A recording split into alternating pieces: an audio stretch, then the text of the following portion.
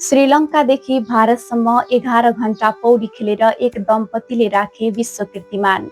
भारतको बेंगलुरुका दुई सफ्टवेयर इन्जिनियरहरू दानिश अब्दी र बिरसाली प्रसादले श्रीलङ्कादेखि भारतसम्म 11 घण्टा पौडी खेलेर विश्व कीर्तिमान राखेका छन्। उनीहरू दिनभर कम्प्युटरको स्क्रिनमा कोडिङ गर्थे, तर उनीहरूको मन भने समुद्रको गहिराईमा डुब्न चाहन्थ्यो। यो जोडीले व्यावसायिक रूपमा पौडी खेल्न थालेको मात्र 4 वर्ष भएको थियो, तर यो छोटो अवधिमै उनीहरूले यस्तो लक्ष्य राखे जुन सुन्दा पनि धेरैलाई असम्भव लागेको थियो। सन् 2026 मे 7 मा एका बिहानै दानिश र बिरसालीले 32 किलोमिटर लामो राम सेतुको मार्ग पार गर्नका लागि समुद्रमा फाल हाले। उनीहरूको सुरक्षाका लागि पछि भारतीय तटरक्षक बल र स्वास्थ्य कर्मीहरूको टोली पनि खटिएको थियो।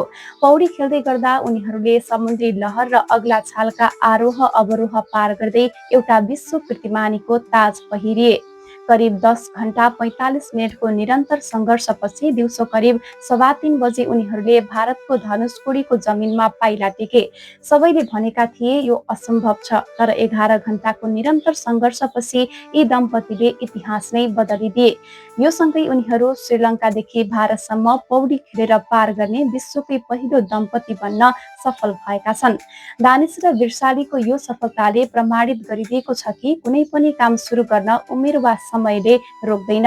सफ्टवेयर इन्जिनियर जस्तो व्यस्त पेसामा रहेर पनि उनीहरूले आफ्नो अनुशासन र टिमवर्कको बलमा इतिहास रचेका छन्। यस्तो साहसिक काम गर्ने यो जोडीलाई तपाईँ के भन्न चाहनुहुन्छ? कमेन्ट गर्नुहोला।